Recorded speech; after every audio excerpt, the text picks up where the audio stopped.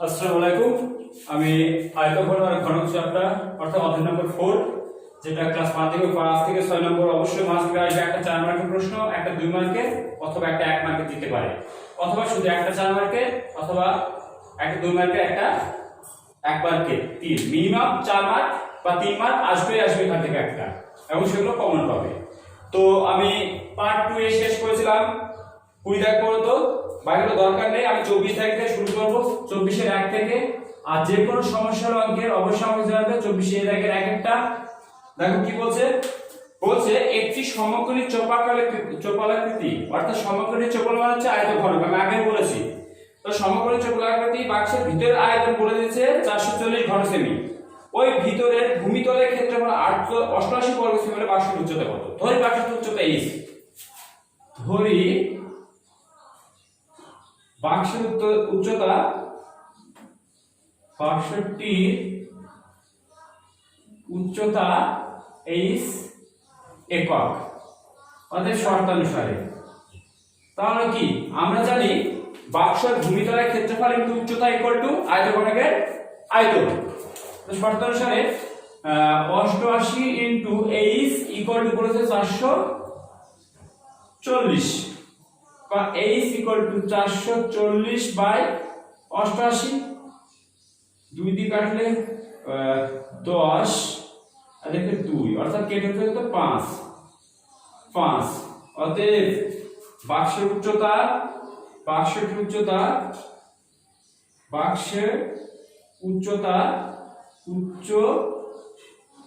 সমান 5 সেমি। সঠিক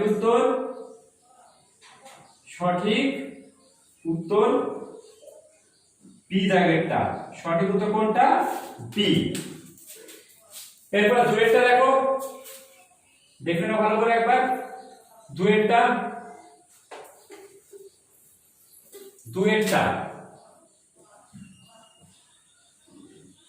বলছে, একটি আয়তঘনকার গর্তের দৈর্ঘ্য, প্রস্থ, উচ্চতা সব বলে দিয়েছে, অর্থাৎ গভীরতা 40, 12 আর 16 মিটার। ওই গর্তের মধ্যে আমি 5 মিটার দৈর্ঘ্য, 4 মিটার প্রস্থ, 3 মিটার পুরো কার তক্তা রাখবো। একটা এরকম বড় এরকম একটা আয়তঘনকার গর্ত আছে, তার গর্তের মধ্যে আমি এই গর্তের দৈর্ঘ্য বলে দিয়েছে 40, প্রস্থ বলে দিয়েছে 12 আর গভীরতা বলে দিয়েছে কত? 16 মিটার। এই গর্তের মধ্যে আমি কি করব? তক্তা রাখবো 5 মিটার দৈর্ঘ্য, 4 মিটার প্রস্থ আর 3 মিটার পুরো। তো কতটা তক্তা রাখতে পারবো? তাহলে এই গর্তের মধ্যে যতটা তক্তা রাখতে পারবো সে মোট তক্তার আয়তন ইকুয়াল টু গর্তের আয়তন হবে। অতএব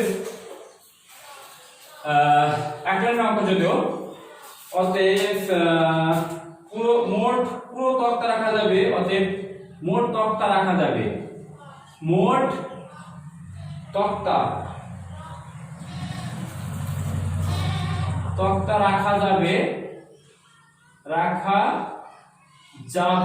সমান মোট তক্তা রাখা যাবে কি? আয়তঘনকের ক্ষেত্রফল, আয়তঘনকের দৈর্ঘ্য ইনটু প্রস্থ ইনটু উচ্চতা বাই তক্তাগুলো তো একটা আয়তঘনক, সরু তক্তা, 5 ইনটু 4 ইনটু 2 এত টি, 5 আর 40 কেটে গেল, 12, 16 ইনটু 12 192 টি, কত? 192 টি। সঠিক উত্তর বি। বি দাগেরটা। উত্তরগুলো অবশ্যই মিলে দেখা উচিত, কারণ এটা আমার ফাইনাল, এটা ভিডিও পোস্ট করব অনলাইনে। কয়েকটা বি ঠিক আছে। এরপরে 3 দাগেরটা দেখো। 3 দাগেরটা বলছে একটি ঘনকের পার্শ্বতলের ক্ষেত্রে, একটা ঘনকের কয়টা পার্শ্বতল থাকে? একটা ঘনকের 4টে পার্শ্বতল থাকে। আর সমগ্র তল বলতে ভূমি, অর্থাৎ উপরের তলটা, নিচের তলটা, ভূমিটাকে কখনো আমি পার্শ্বতল বলতে পারি না। 4 সাইডে 4টে তল থাকে, তাকে পার্শ্বতল বলতে পারি। অতএব ধরি ঘনকের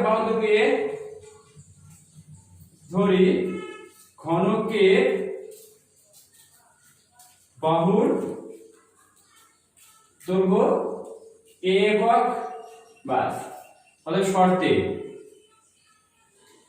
4 স্কয়ার ইকুয়াল টু বলে দিয়েছে কত? চারটে 500 তলের ক্ষেত্রফল এত, বা a স্কয়ার ইকুয়াল টু 4 দিয়ে ভাগ করলে 4 6 24, 24 4 4 64, বা a ইকুয়াল টু 8। তাহলে কত পেলাম আমি? 500 তলে, অর্থাৎ ঘনকটির আয়তন। অতএব ঘনকটির আয়তন সমান 8 এত ঘন মিটার, এত ঘন মিটার, অর্থাৎ 512। এই টু দ্য পাওয়ার হচ্ছে 512, আমি করে লিখছি 512। উপরে আসো, 512 কত হচ্ছে? সমান সমান 512 ঘন মিটার। সঠিক উত্তর, সঠিক উত্তর ডি এরটা। সঠিক উত্তর কোনটা? ডি। এরপরে চলো 4 দাগেরটা। পেনের কালি শেষ হয়ে গেছে, নতুন ব্যবহার করা উচিত আমার।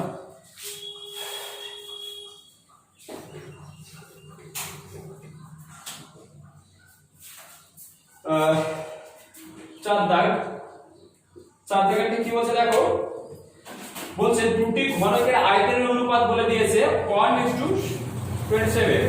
ঘনক দুটির সমগ্র তলের ক্ষেত্রফল, সমগ্র তল ঘনকের সমগ্র তলের ক্ষেত্রফল মানে হচ্ছে 6a স্কয়ার, আর ঘনকের আয়তনের সূত্র বাহু কিউ। তো ধরে নেব, ধরি ঘনক দুটির বাহুর দৈর্ঘ্য যথাক্রমে, ধরি ঘনক দুটির বাহুর দৈর্ঘ্য যথাক্রমে a1 ও a2 একক। শর্তে, শর্তে কি বলে দিয়েছে? আয়তনের অনুপাত বলে দিয়েছে। তাহলে a3 তার হোল কিউব বাই a2 তার হোল কিউব ইকুয়াল টু 1/27, বা a1 by a2 equal to 1/3 তার হোল কিউব, তো হোল কিউব। অতএব a1 মানে 3a1 equal to a2, a2 equal to কি পাচ্ছি? 3a1। অতএব ঘনক দুটি সমগ্র তলের ক্ষেত্রফল অনুপাত, অতএব ঘনক দুটি সমগ্র তলের ক্ষেত্রফলের অনুপাত সমান, অনুপাত কি হবে? এটা 3a1, এটা a2, ব্যাস। তাহলে কি হচ্ছে? 6a1 তার স্কয়ার অনুপাত 6a2 তার স্কয়ার, এটা হবে। প্রত্যেকের মধ্যে a 6 আছে, 6 6 উঠে যাবে। a1 মানে a1 এর জায়গায় থাক হোল স্কয়ার, আর a2 মানে হচ্ছে কি 3a1 তার হোল স্কয়ার। আমি উপরে যাচ্ছি,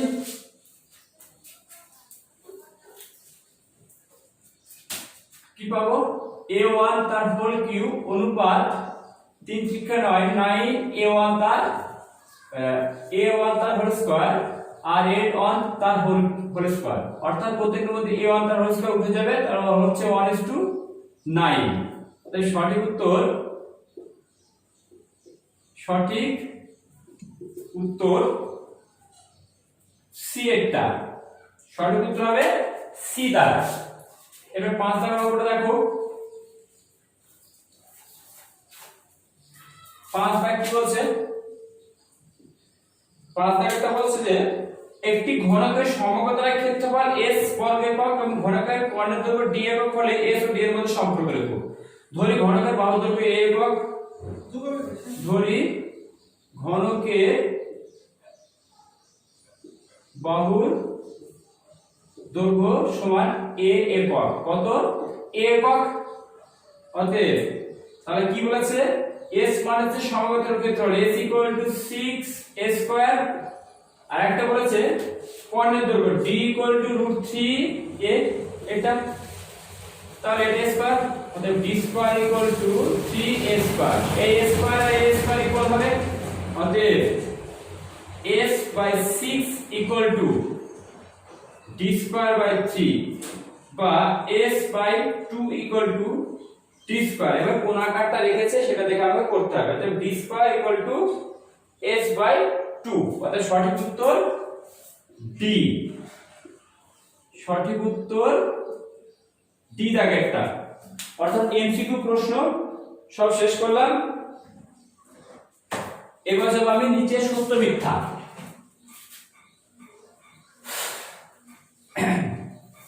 সত্য মিথ্যা কি বলছে দেখো।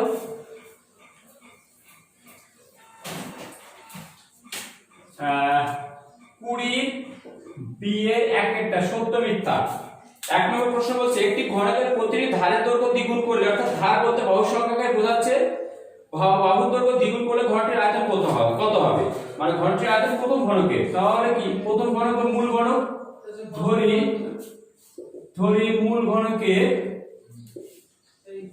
মূল ঘনকের বাহুর দৈর্ঘ্য বা ধারের দৈর্ঘ্য, বাহুর দৈর্ঘ্য সমান a একক। অতএব মূল ঘনকের আয়তন, মূল ঘনকের আয়তন সমান কি a কিউব ঘন একক। এখন বলছে বাহুর দৈর্ঘ্য আমি দ্বিগুণ করেছি বা ধারের দৈর্ঘ্য। অতএব বাহুর দৈর্ঘ্য দ্বিগুণ করলে আয়তন হবে কি হবে, দ্বিগুণ করে তার বাহুর দৈর্ঘ্য দ্বিগুণ মানে 2a, তার হোল কিউব, এত ঘন একক, অর্থাৎ 8a কিউব, অর্থাৎ 8 into a কিউব ঘন একক। তাহলে হচ্ছে কত 8 গুণ, আর বলেছে কত 4 গুণ। তার মানে কি মিথ্যা বলেছে, অর্থাৎ মিথ্যা, উক্তিটি মিথ্যা, উত্তরটি মিথ্যা। 8 গুণ হবে, অর্থাৎ 4 গুণ না হয়ে কগুণ হবে 8 গুণ হবে। এরপরে চলো দুইটা সত্যি মিথ্যা 2 ভালো করে দেখে নাও।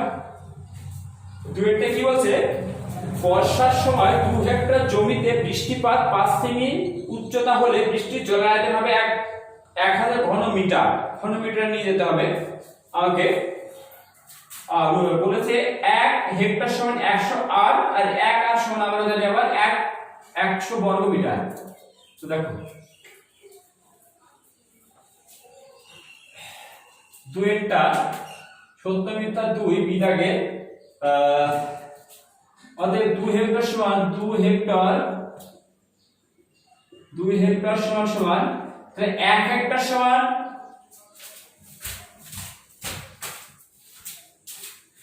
2 হেক্টর সমান আমরা জানি 1 হেক্টর সমান 100 আর, তার মানে কি 100 আর আবার 1 আর সমান জানি আমরা কি 1 আর সমান আবার 100 বর্গ মিটার। তাহলে 100 into 100 এত বর্গ মিটার, কারণ 1 হেক্টর সমান 100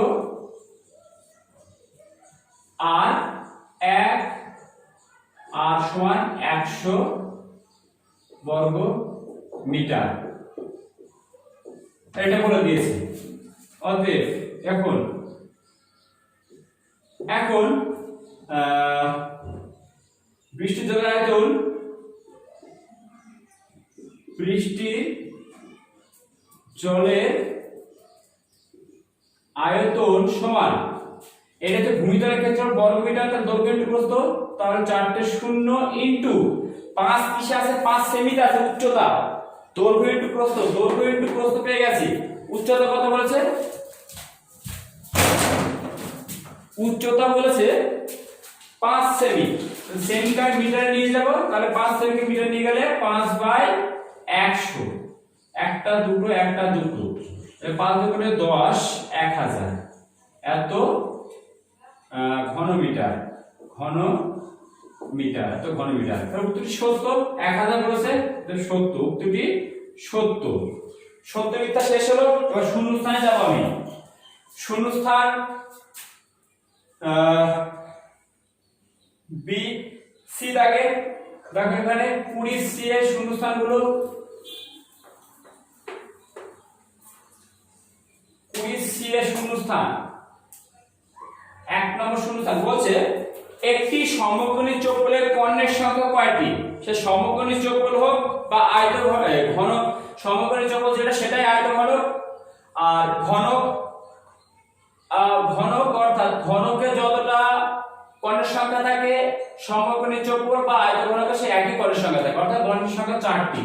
অতএব কর্ণের সংখ্যা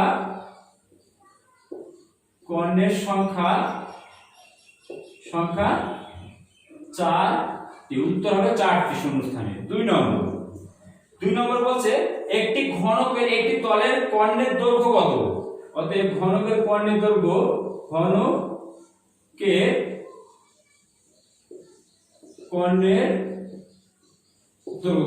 কর্ণের দৈর্ঘ্য সূত্র কি √3 ইনটু একটা তল বলেছে যেহেতু বলতে ঘনকের একটি তলের কর্ণের দৈর্ঘ্য, ঘনকের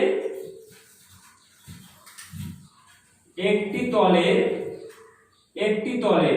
তল বলতে কি বর্গক্ষেত্র, তার বর্গক্ষেত্রের কর্ণের সূত্র কি √2 ইনটু বাহু, √2 ইনটু বাহু। এটা উত্তর।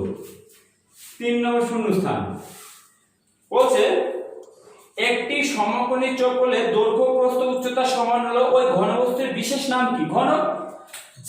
যে সমকোণী চৌকোণের দৈর্ঘ্য প্রস্থ ইকুয়াল হয়ে যায়, দৈর্ঘ্য প্রস্থ আর উচ্চতা ইকুয়াল হয়ে যায়, সেটা ঘনক হয়ে যায়। অর্থাৎ কি হবে? ঘনক। এটাই শূন্যস্থান শেষ। এখানে আমি একটা বিশেষ দ্রষ্টব্য দিয়ে লিখছি এনবি দিয়ে। 1 নম্বর 1 ঘন ডেসিমি সমান 1 লিটার। 1 লিটার 1 ঘন মিটার সমান 1 কিলোলিটার। কিলোলিটার এটা মানে এটা জেনে রাখবে, এটা কাজে লাগবে। এরপরে যাব আমি 25 টাকে। আমি এতক্ষণ সরি ওটাই 24 টাকা করছিলাম, 20 টাকা দিয়ে চালাচ্ছিলাম। 25 টাকে এবার কারণ ওই 20 দাগের এই 20 দাগের বি এইভাবে করছিলাম। এটা 20 টাকা, এটা 24 এর 24 বি 24 এর সি। 25 টাকা খুব ভেরি ইম্পর্টেন্ট অঙ্ক। এখান থেকে টাকার সম্ভাবনা আছে এবং এখানে এমসিকিউ কোয়েশ্চেন তার মধ্যে একটা আসবেই। একটি আয়তঘনকের তল সংখ্যা x, ধার সংখ্যা y, শীর্ষবিন্দু সংখ্যা z এবং কর্ণের সংখ্যা p হলে মান কত? অতএব x তাহলে তল সংখ্যা কত? 6। y কি বলেছে? y হচ্ছে ধার সংখ্যা আমরা জানি 12টি এবং শীর্ষবিন্দু z শীর্ষবিন্দু সংখ্যা আমরা জানি 8টি, আর কর্ণের সংখ্যা p সমান আমরা জানি 4টি। অতএব x y z p সমান x মানে হচ্ছে 6, y মানে 12, z মানে 8 আর 4 কেটে গেল তো 6।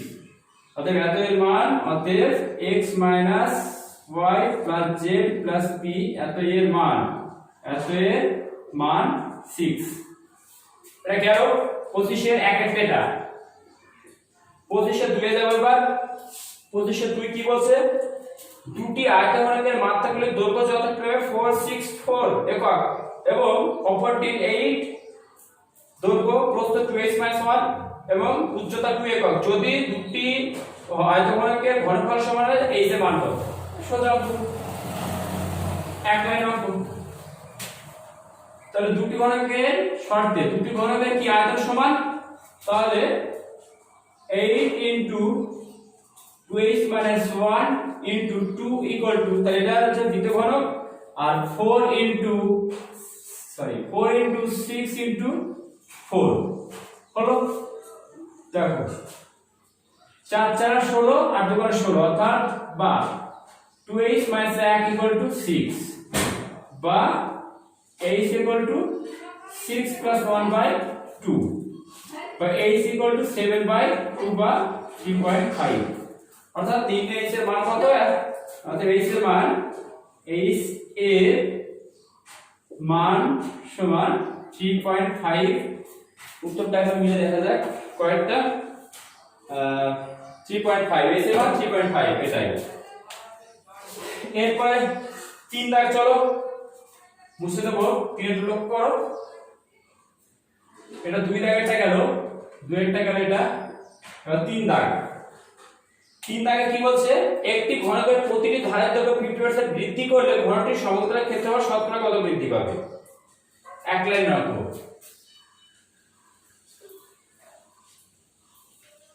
অতএব ঘনকটির সমগ্রের ক্ষেত্রফল বৃদ্ধি পাবে,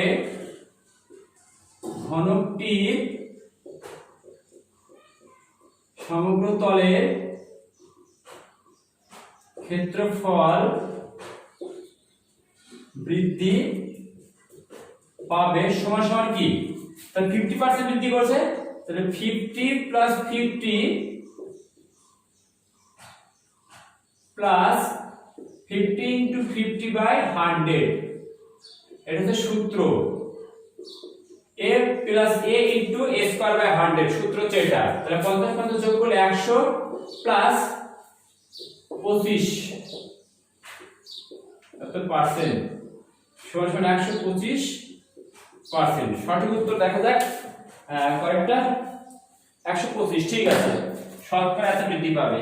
এরপর 4 দাগে রাখো, 4 দাগেরটা কি বলছে দেখো, 3 দাগ গেল, 4 দাগ, 4 দাগে বলছে তিনটি নীলের ঘনক যাদের প্রত্যেকটি ধারের দৈর্ঘ্য 3 4 5, ঘনক তিনটি গলি একটি নীলের ঘনক তৈরি করার নতুন ঘনকটির দৈর্ঘ্য কত হবে? ছোট ছোট তিনটি ঘনক আছে এরকম 3 রকম মাপের, এই ঘনক তিনটি গলিয়েছি, গলিয়ে একটা বড় ঘনক তৈরি করেছে এরকম। তাহলে এই তিনটে ঘনক গলিয়ে যে আয়তন হবে, এই বড় ঘনকটার আয়তন তাই হবে, বাস তাহলে হয়ে গেল অঙ্ক।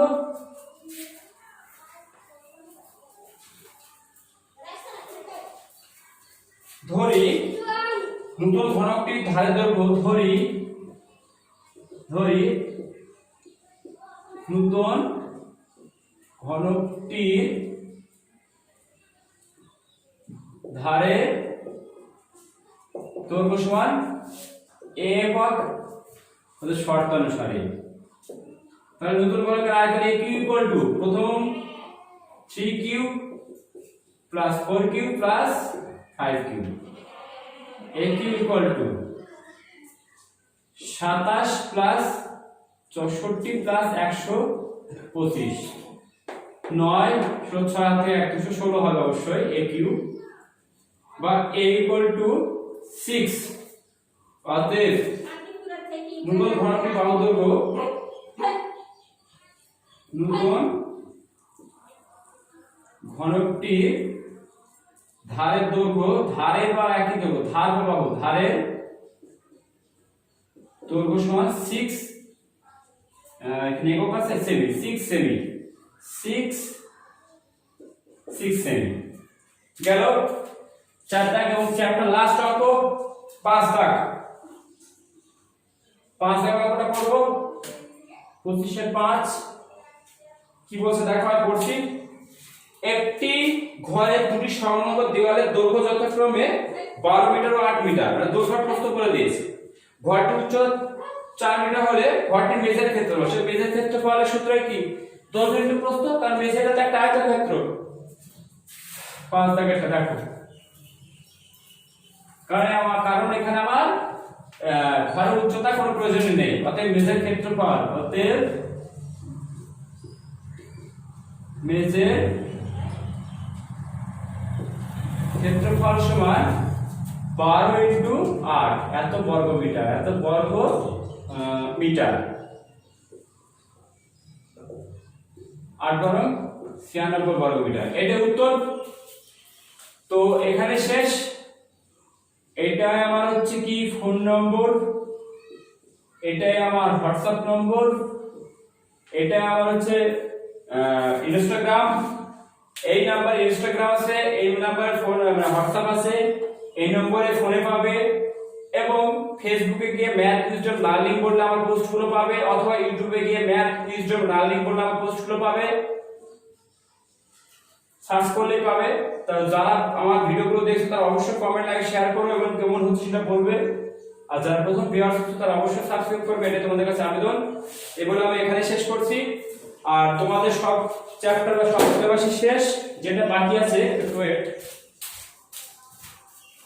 যেটা বাকি আছে বলতে গেলে তোমাদের 4 শেষ, 1 দুটো 3টে 4টে চ্যাপ্টার বাকি আছে। 4টের মধ্যে 1 নম্বর হচ্ছে কি বৃত্তের কোণ সম্পর্কিত উপপাদ্য, 7 নম্বর চ্যাপ্টার। আর 3 নম্বর চ্যাপ্টার বৃত্ত সম্পর্কিত উপপাদ্য। আমি 5টা চ্যাপ্টার বাকি আছে। 3 নম্বর চ্যাপ্টার হচ্ছে বৃত্ত সম্পর্কিত উপপাদ্য, আর 7 নম্বর হচ্ছে বৃত্তের কোণ সম্পর্কিত উপপাদ্য, 8 নম্বর হচ্ছে বৃত্ত চতুর্ভুজ সংক্রান্ত উপপাদ্য, আর বাকি আছে সদৃশ্যতা আর রাশি বিজ্ঞান। বাস এই কটা করলে তোমাদের সিলেবাস কভার হয়ে যাবে। প্রত্যেকটা ভিডিও রিভাইজ করে দেবে, কারণ সিলেবাস শেষ হয়ে গেলে বারবার দেখবে তোমার এক সময় আসবে মুখস্থ হয়ে যাবে অলরেডি অঙ্ক। সূত্রগুলো দেখার সঙ্গে সঙ্গে সূত্রগুলো মুখস্থ হয়ে যাবে, কারণ আমি প্রতিটা চ্যাপ্টার শুরুর আগে সূত্র লিখিয়েছি, সূত্র বুঝিয়েছি। তাই ভালো করে সেগুলো লক্ষ্য করবে। যেটা না বললেই নয়, সেটা হচ্ছে তোমরা উদাহরণগুলো ভালো করে দেখবে, প্রত্যেকটা চ্যাপ্টারের উদাহরণগুলো ভালো করে দেখবে। আর সিলেবাস কভার হওয়ার পরে আমি main types of problem, objective 1 মার্কের 2 মার্কের এবং গড় প্রশ্ন সব সমস্যার সমাধান করাবো, এবং কিভাবে কোন টেকনিকে পরীক্ষাগুলো দিলে বা লেখার ধরন কেমন হলে রেজাল্টটা ভালো হয় বা স্যারদের চোখে পড়ে, সেই টেকনিকগুলো আমি বলবো আস্তে আস্তে। আমি আগে সিলেবাসটা কভার করে নিই। Physical science, life science all objective করানোর পরে মেইন টাইপস অফ প্রবলেম করাবো, কি ধরনের প্রশ্ন আসে, প্রশ্ন অ্যানসারগুলো কিভাবে দিতে হয় সেগুলো আমি করাবো। তো এখানে এগুলো শেষ করছি। ধন্যবাদ।